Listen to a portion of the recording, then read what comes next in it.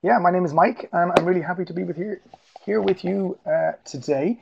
For those of you who are just joining for the first time, this is the third weekly webinar that I've been doing in a series of four, in which we've been looking at various elements of teaching online, how to adapt your online teaching. The first one was 2 weeks ago. It was about how to prepare for and then deliver successful online lessons. Last week's session was about how to motivate and engage your learners in online environments. This week we're going to be looking at progress and how to measure progress.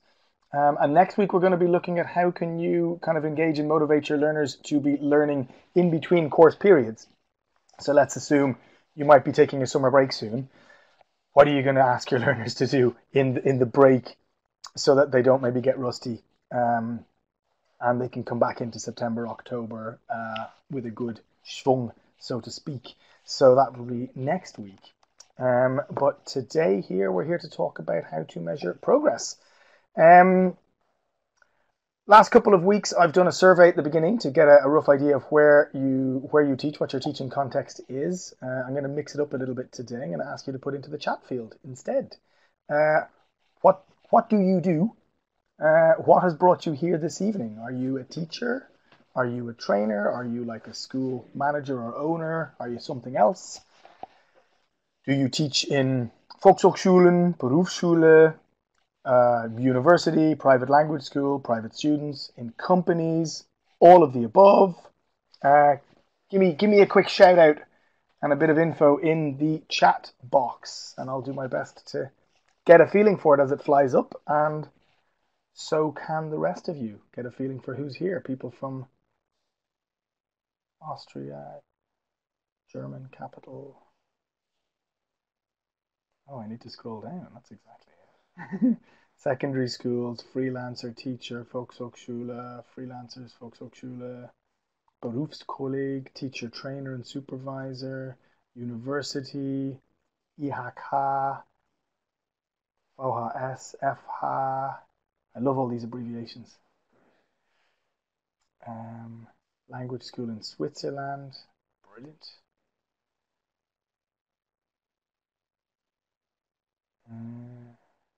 Great. We have a German teacher from the Goethe Society.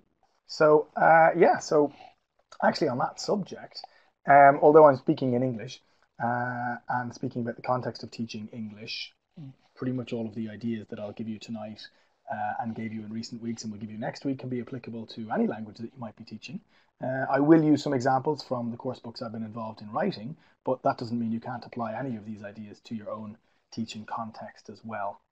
So, moving on and giving you a quick overview of what the plan is. In terms of how to measure progress, going to think about getting started in terms of what to think about maybe at the beginning of a course or when you meet your learners for the first time, what's important to set up the environment and the circumstances so that you can then best measure progress further down the line. During the course, a couple of different ideas. I'm going to break that down into 3 core ideas of things that you can do during your course to measure progress. We're going to think about self-assessment and the role that that can play in measuring progress, and also external assessment. 2 different streams or 2 different types of external assessment, which can also help you and your learners to identify and measure not only progress, but also further needs or next stage goals or things like that. So, moving on. Ooh, we've got someone from the US here as well.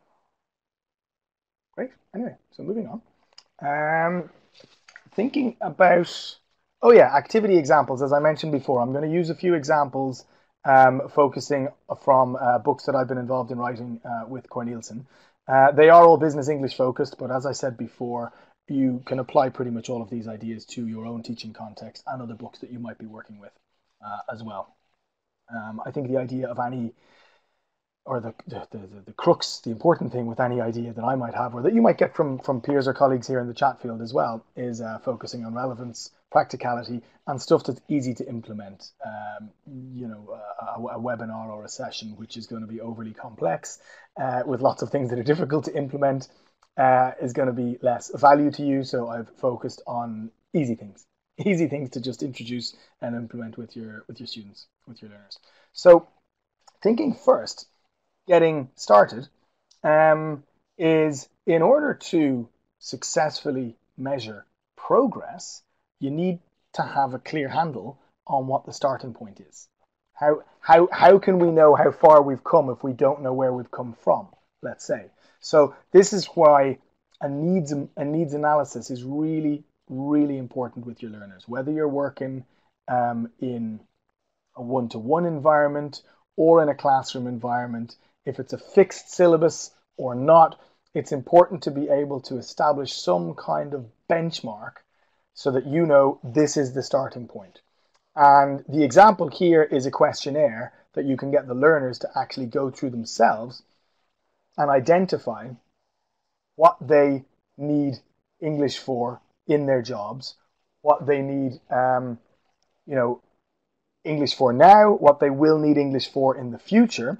And then you could even do, in some schools or in some environments, they have a kind of an entry test, otherwise known as a placement test, or some kind of diagnostic test. And even if your learners are fixed and you can't put them into different groups or anything like that, but you're getting a group of learners, it's important to know where they are and what the starting point is. So some kind of, and that could be done through an activity of some kind which you observe, or it could be done through some more of a formalized pen and paper or a digital test of some kind. I'm going to give you some ideas later on some specific tools you can use online that are free to set up quick tests and quick activities so that you can get a diagnostic idea of where are my learners from the starting point, and get them to think about what their goals are for learning, and get them to think about, well, what is my starting point? What is their starting point? What do they hope to achieve?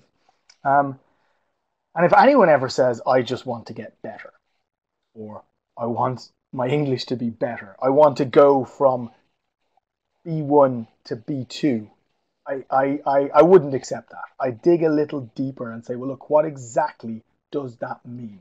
What does it mean for you? And they'll say, well, I need to get up to a B2 in order to get this next job I'm going for.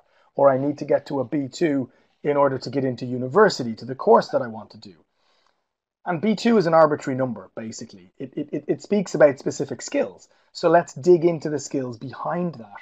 What sort of things do you need to be able to do at that level, which will have the most value for you?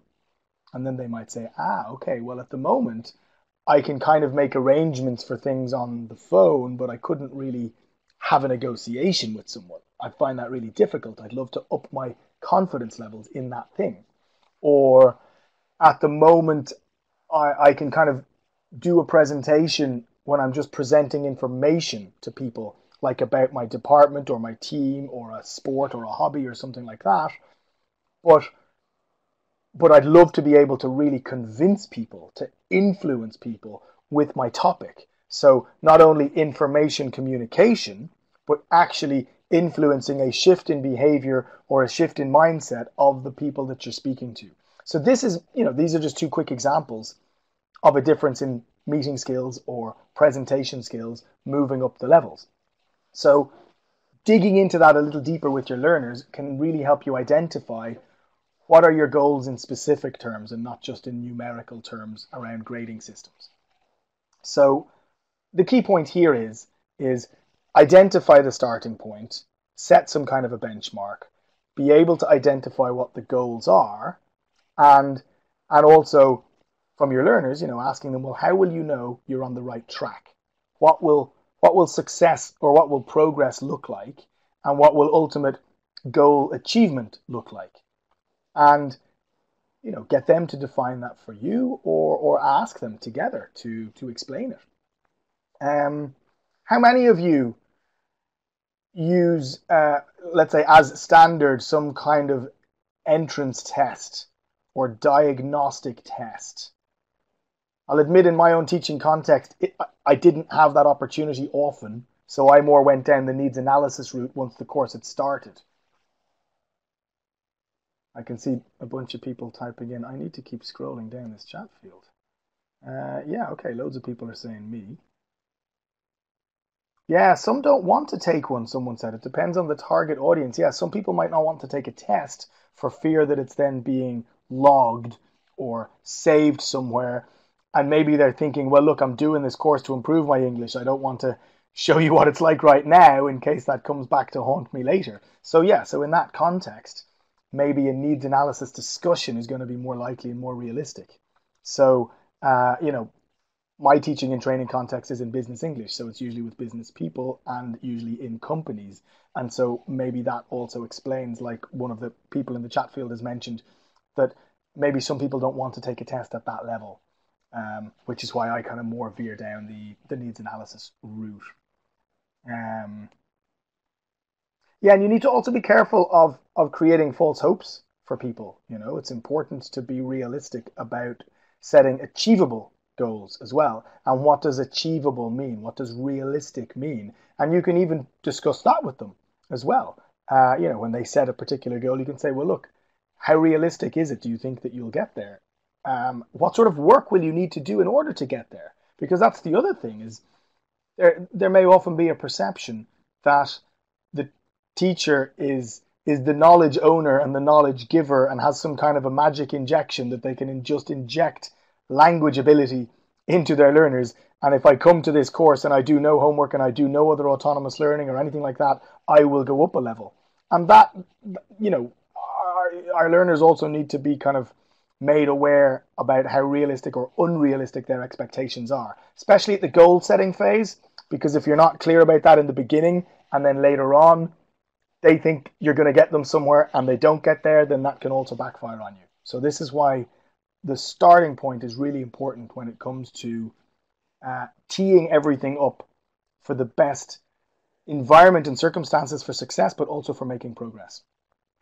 So, moving on, thinking about during the course, it's really important to have regular progress checks throughout a course.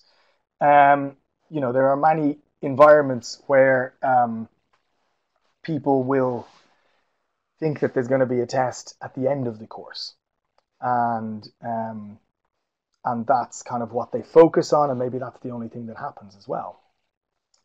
But it's really important to have ongoing, I mentioned, I've used the word benchmark a couple of times. It's very important to have kind of ongoing benchmarking, demonstration of progress, but also checking in on progress as a course goes on.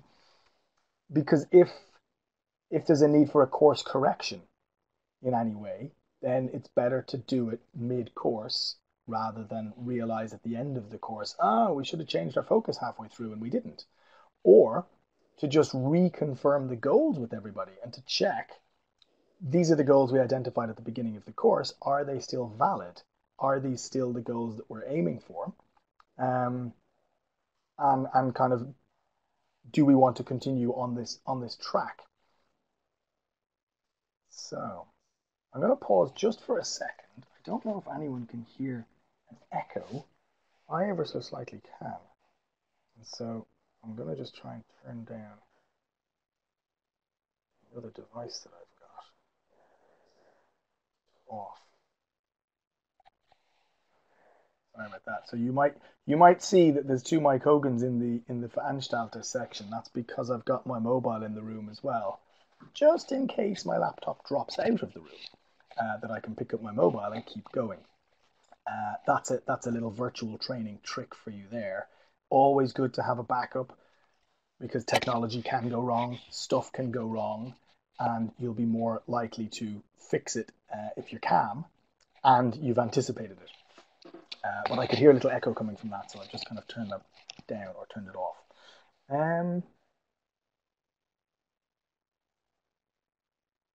Yeah, it's interesting. Someone said the worst case is when someone thinks they're fluent C1, but they make huge mistakes from level A2. This is what we might refer to as fossilization of errors, where something like an article change or the third person S on a verb or something like that might hang with someone all the way up to C1 level because it's become fossilized like a fossil at such a low level. And in that context, I think about, well, what is the mistake? Is there an error just in terms of grammatical syntax and sentence perfection? Or is the mistake actually causing problems in intelligibility, in understanding? And there's a whole other debate about that, that kind of, if it's not causing problems in understanding, then maybe it could be let go. But if it is causing misunderstandings, then it definitely has to be addressed and fixed. That's one way of looking at it. The other way of looking at it, perhaps, is, well, no, because even if there's a linguistic error in the sentence and I understand what you mean, it kind of sounds wrong, it sounds off a bit, and that's going to affect your credibility as a communicator, perhaps. So it depends on the context that you're in. If you're a lawyer or you're involved in a very formal environment, then yes, accuracy is going to be very important. If you're involved in something else, then maybe accuracy may be less important. So, having a quick look. Yeah, there is the risk that people kind of expect, yeah, I want to speak English in 14 days, or I want an injection of language ability, language injection. Um, if people have made progress over 14 days, then that's demonstrable. And you can say, well, look, when does perfection arrive? Native English speakers and C1 and C2 level speakers are learning more and more every day anyway. So you are never perfect. So what does perfect actually mean? So rather than striving for perfect, maybe we can get our learners thinking around striving for better. Not perfect, but better. So yeah, I can get you better in 14 days, but you've got to work for it, for example. So that's maybe another way to address the people who are looking for the language injection, is to find out, well, what does better mean for you? What does better look like, and how much time and effort are you willing to put into this? People think spending money is perhaps the only thing they need to spend. But we also need to spend time, or rather they need to spend time. They need to not only invest their money, they've got to invest their time in their learning. Investing the money is not enough, and then sitting back and hoping the learning happens. But we've got to make that clear at the outset of the course as well. You've got to invest time if you want to get a return from this. So coming back to the idea of regular progress checks, if you're working with a course, this is let me see which one that's from. That's from B1. I have a little selection here beside me. That was the cover that I showed you there before. So what we did in these books is, because we wanted to address kind of the idea of regular progress, and not just at the end of the book or the end of a course, but ongoing. So every 3 units we put in, or every 4 units, every 3 actually, yeah, 3 or 4, we put in progress checks, which kind of demonstrate for the learner the learning that they have been doing. I realize that's very small, so I kind of blew it up for you in a bigger way. And so what we did is we looked back at all the learning from the previous couple of lessons, and we tried to create a collaborative, interactive activity which will draw on many of the skills that they should have learned in the previous, in this case, 4 chapters or 4 units of the book, to kind of collate different things into one situation or one scenario, so that they can practice multiple things at the same time. So in this case, it was topics of conversations around specific subjects and topics. So you can guess which subjects would have been covered in the previous units. Complaints, talking about the future, adjectives of comparison, for example, storytelling, persuasion, maybe the example with the presentations that I was giving you, speaking about project timelines, past, present, future, maybe even future perfect or things like that. So there's a whole range of different things in there. And then to get the learners actually just thinking about how well they did it and how well they performed in that activity, to have a kind of a debrief. Well, what went well? What would you do differently next time? And did you identify areas where you need to improve your English? And if so, make some notes and use them to plan topics to practice these points. So it's really important to get learners to self-reflect about their progress and about their development and about their goals. This puts more onus on them. I was going to say as grown-ups, I'm assuming you're all teaching adults, but even kids these days, giving self-responsibility is really important so that people understand I've got to do some work to meet these goals. And enabling people to reflect on how well they think they performed in a certain task is going to help them identify where they might need to work harder or which goals they might need to tweak or change. And then just, supporting them to identify what new words, what new phrases they've taken from that activity or from the learning with them. And this is kind of, what can I do now? So it's getting learners to reflect on the progress they've made. It's demonstrating it for them. This also helps answer the question that learners might have, or the potential complaint that learners might have. I don't feel like I'm making progress. I'm working hard at this course. I've been here for 3 or 4 months. I don't feel like I'm progressing. You can say, okay, well, look, let's do an activity like this. What can you do now that you couldn't do 3 months ago? And if it's not, and it's not a case of black and white, I come back to the idea again of better. What can you do better that you could only sort of do a few months ago? And better doesn't mean it's perfect. Better just means I've progressed. I've gotten better. So again, coming back to the idea that we're never at the end of our journey of progression. You don't reach a point where, yes, I can give presentations in English, or yes, I can have a negotiation in English, because there'll always be the chance to get better. So that's kind of what I'm thinking about there with that idea. And this is where progress checks are really important. And you'll notice, actually, I hope I'm right, I'm going to go back. Yeah, exactly. We didn't call it a progress test on purpose. That just kind of jogged my memory there. Because again, some people might have an aversion to the word test. They might think, a test, I don't like tests. Not a test, it's a check. It's like a benchmark. It's just like let's see where you are. Let's see where you need to go. Let's see if we're still on the right track. So, a lot of psychology is driven by the words we choose to use when we talk about and describe things. And some people don't have a positive reaction to the word test. Check is an easier word to use, perhaps. So, moving on, let me think about, so thinking about how we measure progress and what we're teaching and how we're teaching. And I mentioned the CEF levels before. The books are coordinated according to the CEF levels, A1, A2, B1, B2, C1, are the books in the series anyway, there isn't a C2. But I'm assuming that you're familiar with these language levels, the Common European Framework of References for Language Learning, CEFR for short. You're probably familiar with the fact, or aware of the fact, that these descriptors, the descriptors as to what each of the different languages, the different levels do and what people can do at those levels, has recently been updated. So originally they came out around about the year 2000, kind of 99 to 2001-ish. And in the last year or 18 months, they have been updated.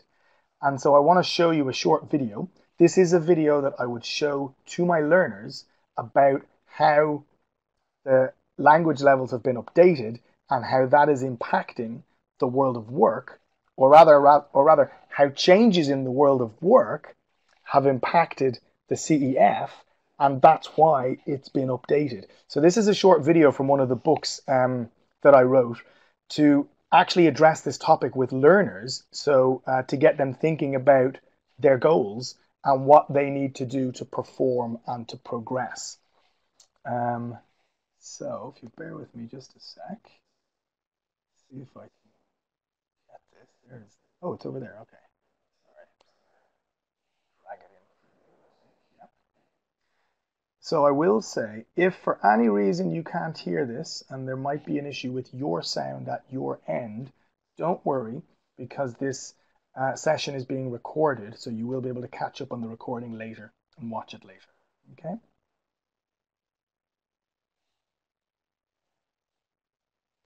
Watch and Talk 1. Future Work Skills. The way we think about success at work has been changing.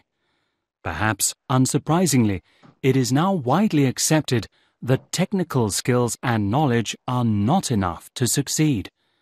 There has been a growing focus on so-called soft skills. Many experts have redefined this concept and refer to them now as essential skills or future work skills. The idea is that soft might be seen as less important or simply as nice to have, whereas future work skills are essential to succeed in current and future workplaces.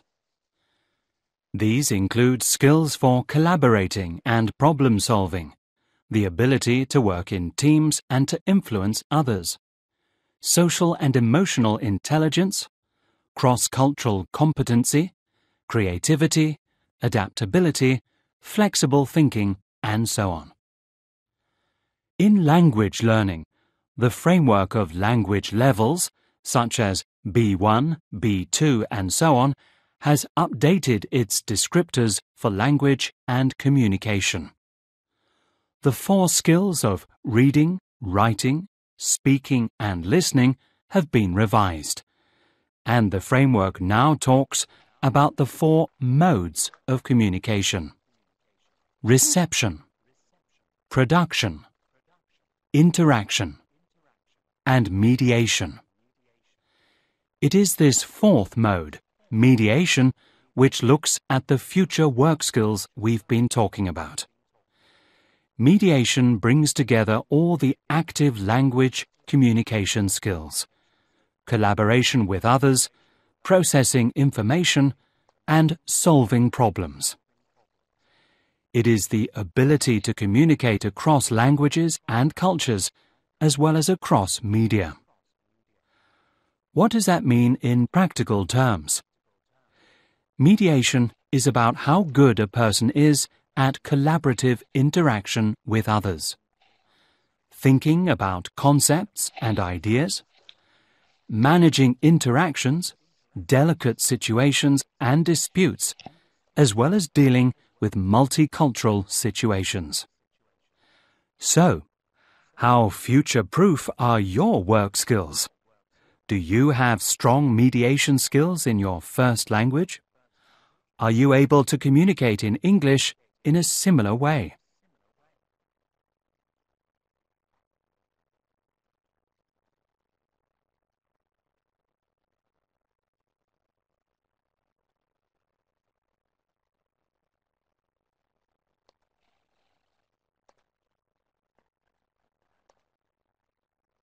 Okay.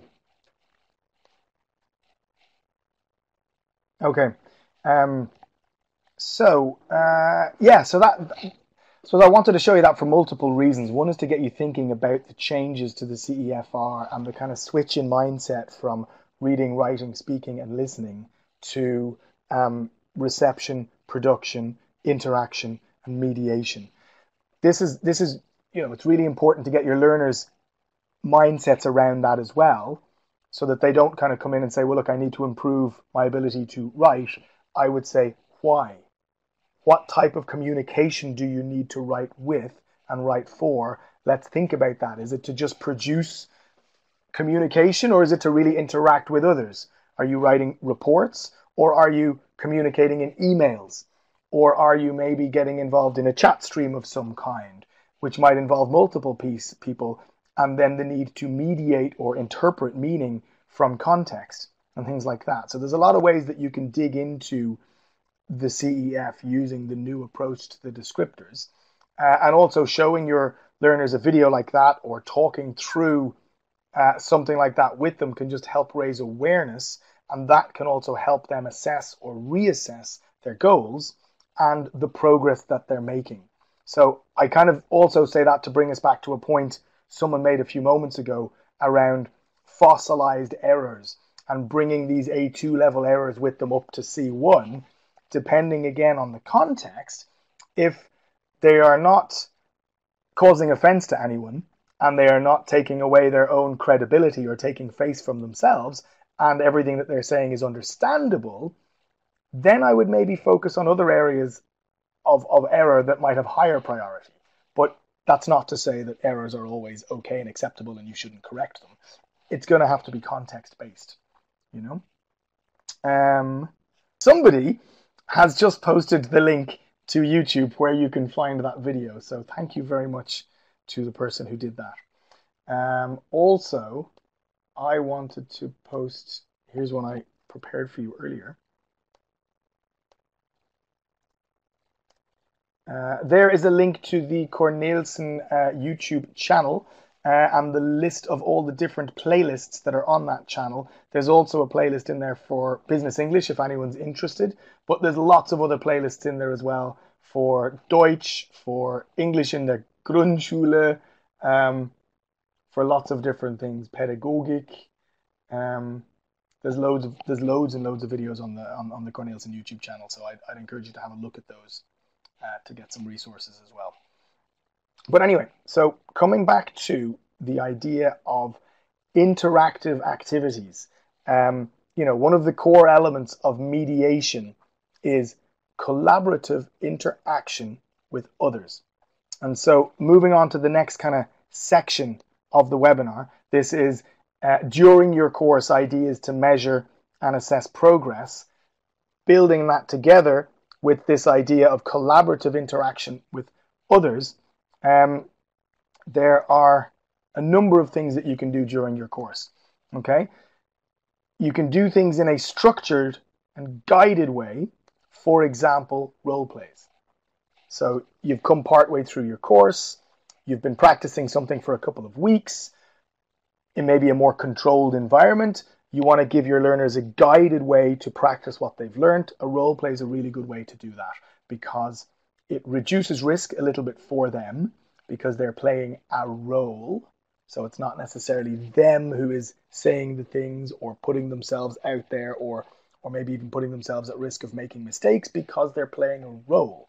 So it's a kind of a low risk way to get people who might be a little nervous about performance in English to do an activity which you can assess with them and get them to assess it themselves with a debrief as well. So role plays is a really nice way to do that in a guided way.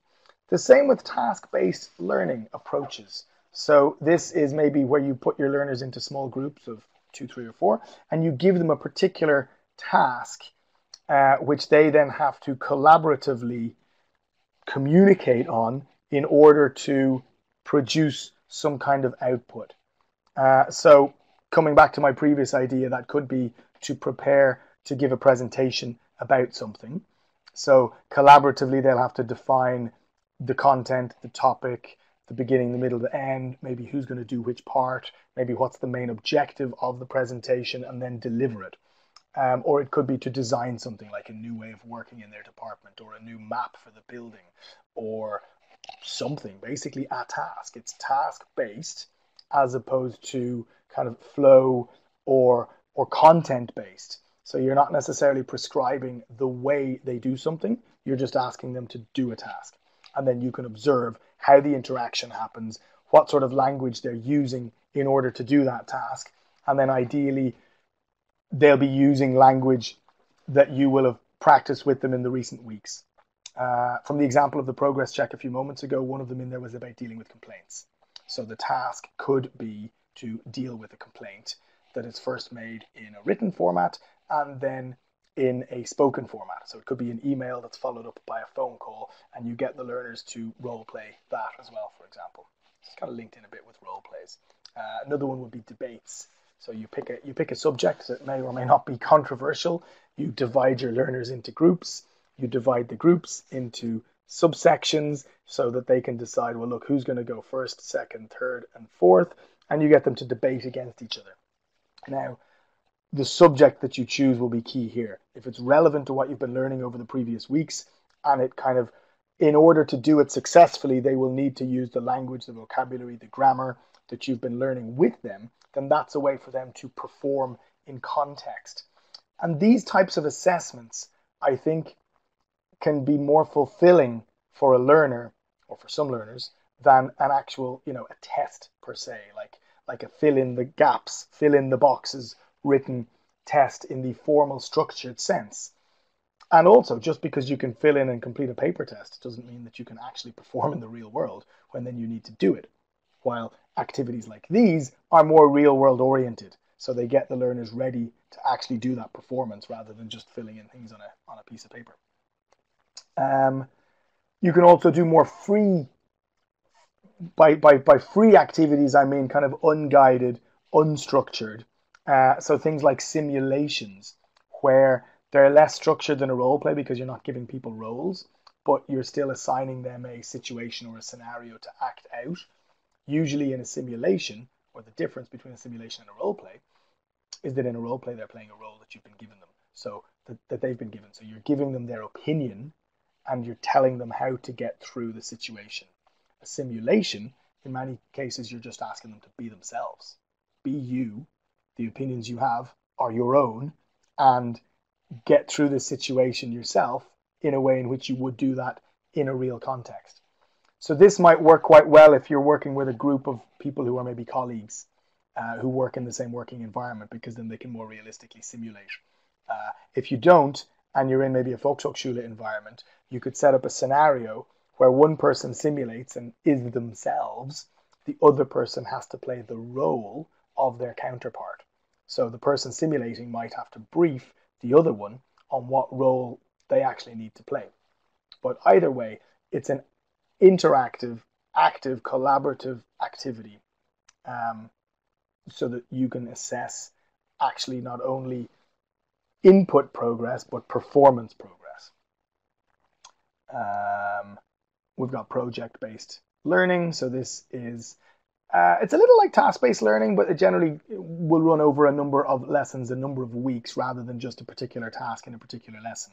So you might give them a project to focus on a specific subject over a number of weeks, in which they maybe have to research the subject first, then they have to design or create something, and then think about how to structure it in a way in which they can disseminate it or present it or something like that. So the project could be, let's say you're in a workplace context. The project could be to design a new approach to using the office in the event that not everyone is going to be working from the office in future. But in the past, everyone had their own dedicated desk, and you needed 50 desks for 50 people. And in the future, people might not be working in the office all the time. So they might only be in there 50 to 60% of the time. So what would you need to do to design a new approach to using those desks in the office? And from a project point of view, they could brainstorm what's necessary to think about first. Then they could assign different tasks to look into different things like hot desking or a rota system, or what do we do if too many people turn up on the same day, or things like that. And then their output could be, okay, well now how do we package this? Is it a report? Is it a presentation? What exactly is it? And then do we practice doing it? So that's an example of project-based learning. And community-based learning is basically another term for peer teaching or peer-based learning, where you can get learners who've been in the course for a while to teach newer learners who've come in about something that you have already learned about, or get learners to teach each other about their hobbies, their sports, their interests, or things they do in their job. But the act of teaching someone else is a really good way of demonstrating what you know and what you can do. So, they often say one of the best ways to learn something is to put yourself in a position where you have to teach it. And so the same with our learners is, if you've been learning something with them for a couple of weeks, then get them to pitch that back to you or to teach someone else what that thing is. So that is a couple of ideas of things that you can do during your course. And maybe just, again, bear in mind the shifts to the CEF and the kind of the four modes of learning, specifically around mediation as well, and what that can mean for the assessment progress checks that you're doing with your learners kind of throughout your course, as your course progresses, but also at the end of your course. So I mentioned also before, during your course, you can do tests, you can do kind of quick activities with them, the kind of pen and paper type. But if you're teaching in an online teaching environment, it's going to be maybe less effective to get your learners using pen and paper. Even if you put questions up on a board, it's going to be much more effective for you to be able to present them digitally, get them to complete them digitally, and for you then to be able to assess and, count up what their scores or their results were. So this is not only a good way to check progress as you go along, but also as a quick energizer, for example. So who here knows Quizlet? If you've heard of Quizlet before, or even if you've used it, give me a shout out in the chat box. Loads of yeses. Cool. So the very quick version of it, Quizlet is, I have but cannot use it with my Volkshochschule adults. That's interesting. So I'm not quite sure why you can't use it with your Volkshochschule adults. I'm not quite sure of what restrictions there may be.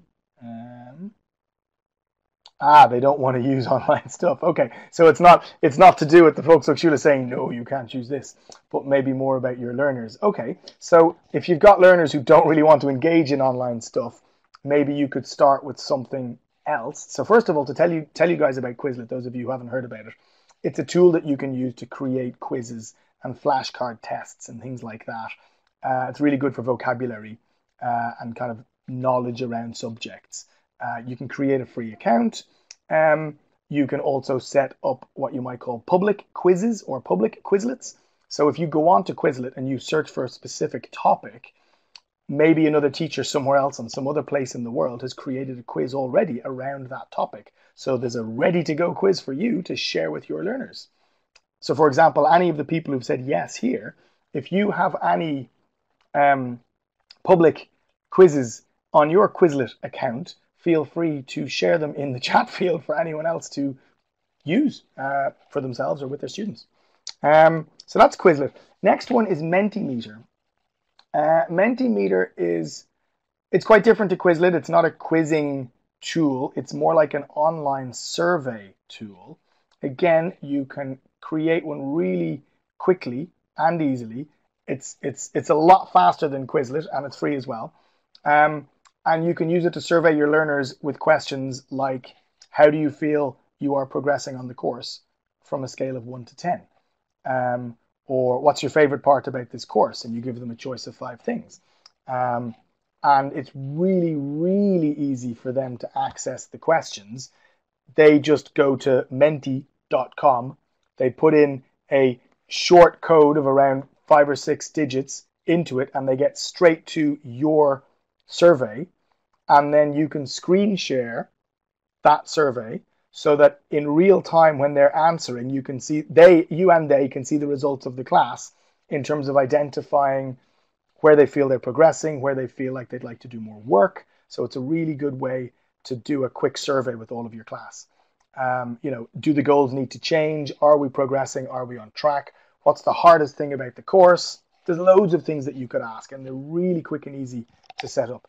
And someone else there has just said, similar to Kahoot, which is the third one that I wanted to kind of tell you about. Again, Kahoot, you can get a free account for it. Kahoot is really cool for setting up competitive quizzes because you can set a timer on the questions so that your learners only see the questions for a couple of seconds. And usually when they're doing it on a mobile phone, they'll see hold on a second. Okay, that's just come on because I moved it probably. Anyway, I'll show you in the back. They'll see basically a quadrant on the phone. There'll be a question up the top, and then it's, do you choose A, B, C, or D? Or the answers could be actually written in A, B, C, or D, and they've got to quickly tap the one that is the correct answer.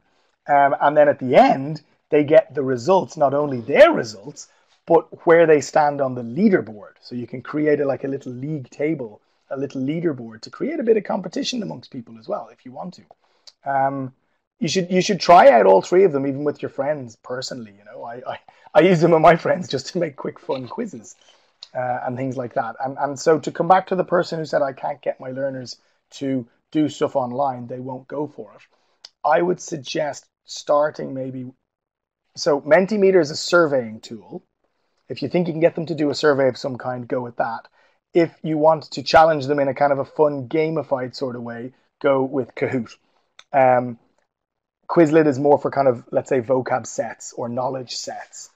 So I try one of the other two first. Try Kahoot and see if they go for it. Again, the barriers to entry on Kahoot are really low. And what that means is, how difficult or easy is it to get onto this platform and use it for the learner? With Kahoot, it's dead easy. You just click a link. That's it. So there's not many barriers to entry for your students who don't really want to do it. They just click the link and they're straight in. So the key is make the first question a good one. Then you'll have them. You'll hook them for the second question. Someone has said all don't check their grammar or productive skills. Well, you can do grammar checks in the way that you set up the quizzes or the questions around which sentence is correct, which sentence is incorrect. Choose the right one. So they're not actually producing things you're right. So those things will kind of test receptive skills by presenting them with choices to choose from. If you wanted to test productive skills, then maybe go back to one of the other activity types I mentioned before around debating or role plays or simulations or stuff like that. And then moving on, I have a couple more things actually. Yeah, so you can set these yourselves, or you can get your learners to work in small groups and set such tests for the rest of the class, which is then makes it a bit more kind of fun and engaging for them as well, and kind of exciting because they're the ones who get to set the tests for each other, which is just another way to add a dimension of kind of fun but also challenge to the lessons. Moving on, thinking about self-assessment. Reflective journals are also really useful for learners to get them thinking, not necessarily about their English goals as you would do in the beginning of a course, but kind of my English progress throughout the course. Get them to think themselves about, where do I feel like I'm making most progress? Where do I feel like I'm making least progress? On a scale of 1 to 10, how confident do I now feel at doing this thing in English? How confident did I feel at the beginning of the course at doing that thing? And if they've gone from 4 out of 10 up to 6 out of 10, that's progress. But it also shows there's a way to go, So getting your learners to actually do or create reflective journals is really, really useful. Again, treat them like grown-ups. Get them to think about the time and effort they're investing in their learning and what the return on that time or investment is for them. So that is another thing that you can do to check, measure, or assess progress. You can get them to send you their journals, for example, via email, or show them to you, or if it's a one-to-one lesson, to talk through it with you. Someone has said, I'm not quite sure if that's related to what I was just saying.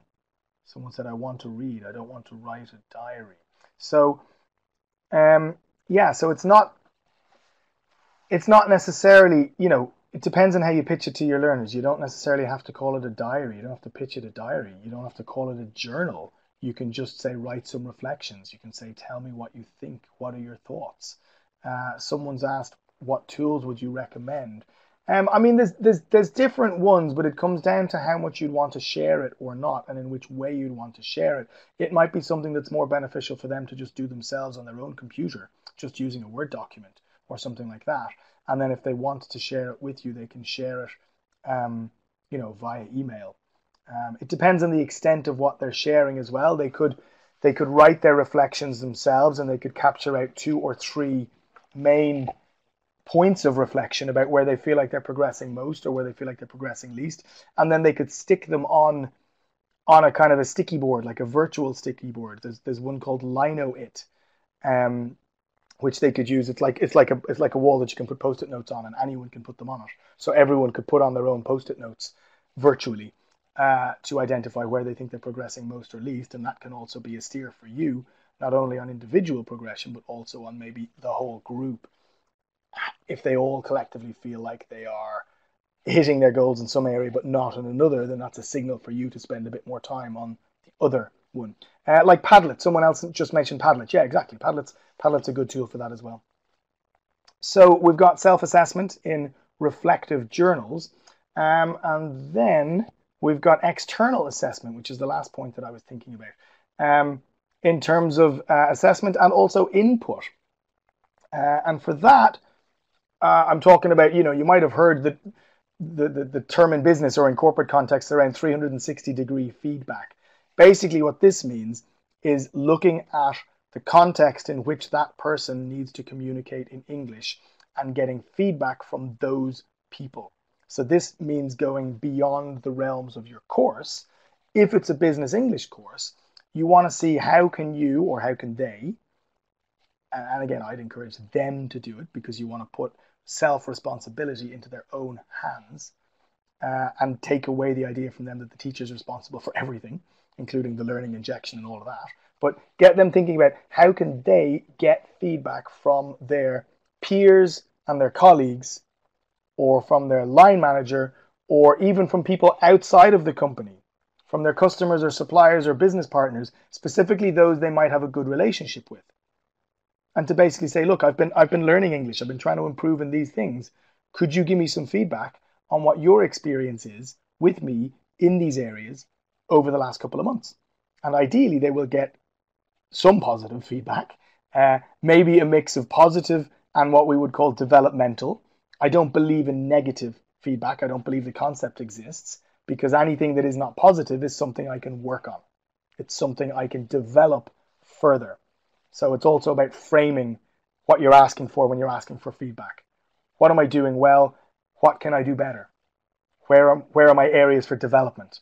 So if they can get some feedback from their peers and those around them in their communication context, whether it's a working context or a non-working context, this is what I mean by external assessment or external feedback. Then also exams. This is going back to the more traditional route or traditional approach of assessing progress. There are lots of exams that have online versions out there these days as well. CAE, FCE, TOEIC. And doing an exam is not only a good way to identify progress, it's also a good way to motivate someone, to give them a goal to shoot for if they don't have a specific one in a workplace environment. In my situation, I lived in Germany for many years, and near the beginning of when I lived there, I wanted my German to improve, and I felt like it wasn't improving because I didn't have a very clear goal other than I want my German to get better. So I was exactly one of those students that I was talking about earlier on. So to give myself something to shoot for and to aim for, I decided to sign up for a German test, the one called the Test DAF. And that was just, I didn't need it for anything. I didn't need the certificate. I didn't need the piece of paper, but I personally needed it for my own personal drive and motivation. And so that was a great way to just give me that drive and to help me get progress and get there, And so that, I think, brings me to the end of today's webinar. I'm looking at the time as well. So a very quick recap. Many different ways to measure progress, okay? But a really important way to set yourself up to be able to measure progress well is how you start the interaction with your students. Getting a needs analysis in place, getting them to reflect on what their goals are, doing a gap analysis with them. So where are you now? Where do you want to be? What's the gap in between? And now let's work to bridge that gap, and we'll do regular checks along the way. During the course, again, progress checks. Note I don't call them tests, I call them checks. So that they can tick the box on, now I can do this. So focusing on can-do statements, which are functionally oriented, so that they now know that they can do a certain thing, as opposed to, now I know this grammar form, or now I know 20 vocabulary words around this subject. That doesn't say that you can communicate. It doesn't say you can perform. So focusing around checking of actual performance through activities, through reflection, through mini tests, through quizzes, things like that, this can all help your learners identify the progress they're making as a course goes along. Self-assessment, we've got the reflective journal idea, or the confidence check on a scale of 1 to 10, this is how I feel. And you can also say to them, okay, you've put a 6 there. What would make you feel that you're at a 7? and get it out of them. Get them to actually reflect on what they need to do or what you need to help them with to get up to the next level. External feedback around 360 feedback or formal exams. So that pretty much wraps up today's webinar, basically. I hope you found it useful. I hope there's some ideas in there that you can use in your courses straight away. That's the idea. The examples that I used, the different screenshots, came from the books that I've been involved in writing, as I mentioned before. There's 5 of them in the series. We've got the A1, Business English for Beginners. There's also a Business English for Beginners A2. And then the title switches slightly to Basis for Business. So we've got Basis for Business B1, the blue one, B2, the green one, and there is a C1 being written at the moment. It's almost finished and it's going to be out in September, I believe. I think September is the latest date that I have for it. So, thanks a lot. As I said before, if you missed either of the first 2 webinars, check them out online. They're not there yet, but they will be really soon, like in a matter of weeks, I think. How to prepare and deliver online lessons, how to motivate and engage your learners, and hope to see you here next week, thinking about how to keep your learners learning during course-free periods. If you haven't signed up for it yet, please go do so on the Cornelissen website because places are limited. The room has been pretty full the last 3 weeks, so shoot over there and sign up if you haven't yet, and I hope to see you next week. And thank you for the thanks. I can see loads of thanks going on in the chat field as well.